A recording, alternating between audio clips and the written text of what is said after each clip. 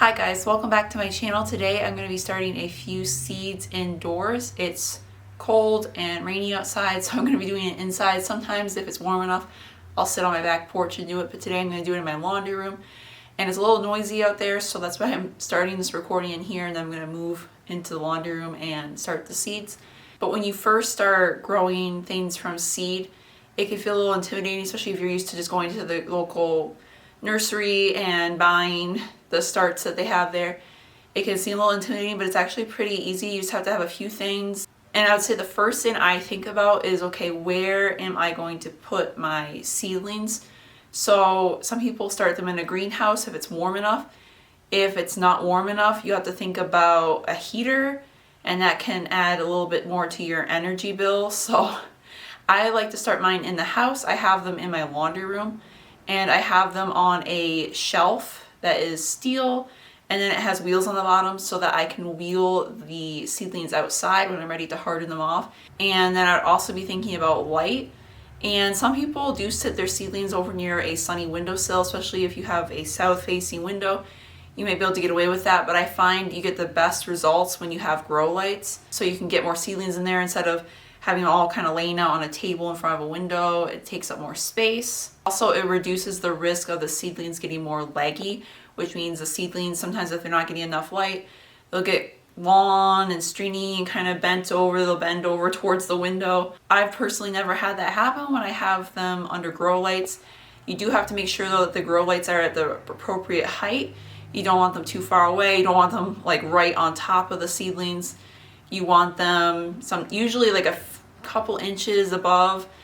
And I like the shelving unit that I have because I can adjust the shelf height. So if they are starting to get a little bit tall, I can move the shelf up a little bit. Also, you want your seedlings to be at the right temperature, and different plants germinate at different temperatures. But I find in general, I have my house at like 70 to 75 degrees in that room because the washer and dryer in there gets a little bit warmer. And I don't really have to use the germination mats, the heating mats. Only I would use them for certain things like tomatoes or peppers that are more heat loving. I might use the germination mats for those, but I hardly use my germination mats, but I'll have them linked down below so you can check them out. I have ones that have a little thermometer on them and can sense the temperature and adjust it. I would say though that they are necessary if you're trying to grow seedlings in a basement or somewhere that's a little bit cooler. The next thing to think about is pots, and there's all different size pots, and there's different methods to starting seeds. I just prefer to use pots, plastic pots, but some people use soil blocking. You can check that out if you might be interested in that. That's when you don't use a pot, you create a block of soil and then grow your seedlings in that. And that can be beneficial when you're transplanting because there's less disturbance in the roots. Also, you're using less plastic. You don't have to buy pots all the time. I like the pots though because they're easy, so that's why I use them. And for most plants, I start them in a 6-pack cell. They're like 2 inches in diameter. And those work good for most seedlings, but certain plants like tomatoes or peppers, I like to start them in 4-inch pots because they grow so fast, especially the tomatoes. Like they just grow out of those 4-inch pots so quickly, like within maybe a month or even less than that. And then they're ready for those 6-inch pots. So I do keep a little bit of the bigger sizes just for tomatoes and peppers and plants that grow fast like that. But most plants, you want to just keep them in a smaller 6-pack cell. And the reason for that is just that it gives you more space. You can grow more, you have more space on the shelves versus if you start them in the bigger pots. And then of course the next main thing you want to think about is your potting soil that you're going to be using. Some people use a seed starting mix, some people have like their own mix of stuff. I just buy the Happy Frog potting soil. It's easy. I buy like a 2 cubic foot bag of it, so I buy a large bag and it lasts me a long time. And I recommend starting small when you're first starting seeds. You don't want to do too much at once because it can be a little overwhelming trying to keep track of everything and you're learning. And as you're doing this, I would recommend keeping a journal of some sort, writing down exactly the date that you started the seeds and then when you transplanted them outside, and then making any notes like, hey, next year I need to start these ones, like these peppers. Last year, for example, I did peppers too early, and then I spent like the last 2 or 3 weeks trying to hurry them outside because they were outgrowing their pots, they were flowering, they were trying to grow peppers. And so this year I'm making sure that I'm gonna start them in February instead of January. And then you want to take into account the specific needs of the seedling when you're starting them out. So usually this information will be on the back of the seed packet, so definitely look at that. Don't just dump seeds and then hope for the best. Some seeds like to be a little bit deeper, some seeds like to be on the surface. Some seeds like to have cold stratification, which is when you put seeds in the fridge and then you plant them later. So you want to make sure you know that. You want to know if they need light or not to germinate. And it's important to keep the seeds moist when they're germinating. So I like to use a little spray bottle, and you gotta be careful because you can kind of displace the seeds a little bit if you spray too hard. So I spray really gently, and I just use that to keep the surface moist. For the most part, I water from down below. So I water from down below and spray on the top when I first start seeds. And then once they germinate, I just keep watering down below. And then about every 2 weeks or so, I'll fertilize seedlings with a seaweed fertilizer. But I really try to keep seed starting simple. People have all sorts of processes and stuff. I don't like to get too overwhelmed, and I have a lot of seeds to start. So I really try to keep it as simple as possible. And so today I'm going to be starting artichokes and lavender seeds. And this is my first time doing artichokes. I think I might be a little bit late starting them. I was reading that they were better to start in the fall, and it's January, so I'm hoping for the best. I'm just going to try it out. If it doesn't work out, and next year I'll just do them earlier. And then I'm planting lavender as well, and lavender is a little bit tricky sometimes to germinate, so I cold stratified them for a month in my fridge. And cold stratification, if you're not familiar with it, is when you put the seeds like on a paper plate, paper towel, and you spray them a little bit, you dampen the towel. Then you put the seeds on there, you seal it up in a bag, and then you put it in the fridge for about a month. It depends on the seed, but for lavender, it's about a month. Then you take them out, and then you plant them. So I already did that, and lavender is a little bit different than other plants. It kind of likes to be neglected a little bit. It doesn't like rich soil. It likes more poor soil, which actually is going to work out well because where I live, that's the kind of soil we have. So as you can see here, I'm filling up my 6 packs up with the Happy Frog potting soil, and I have that sitting on a 10 by 20 tray. That's standard seedling tray. And then once those are filled up, I'm going to put the seeds in, and I'm going to follow the directions on the seed packet and make sure I have the right depth for each type of seed.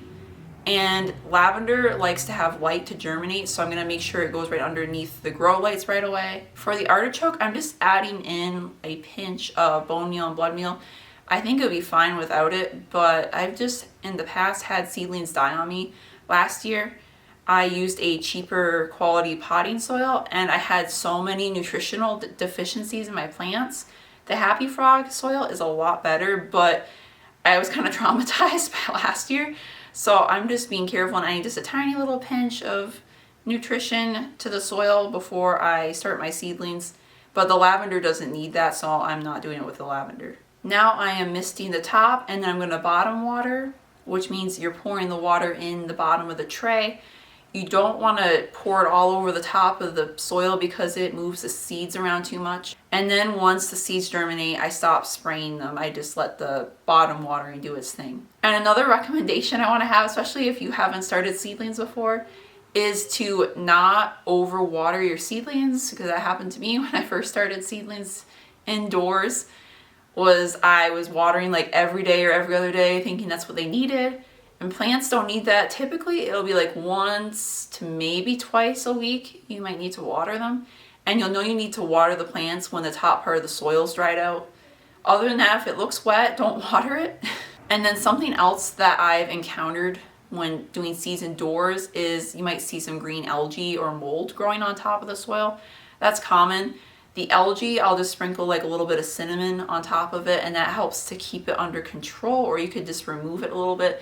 Mold, I go ahead and remove it. And then I try to reevaluate my watering practices. Like maybe I might be overwatering too much, or maybe my seedlings need a little bit more ventilation.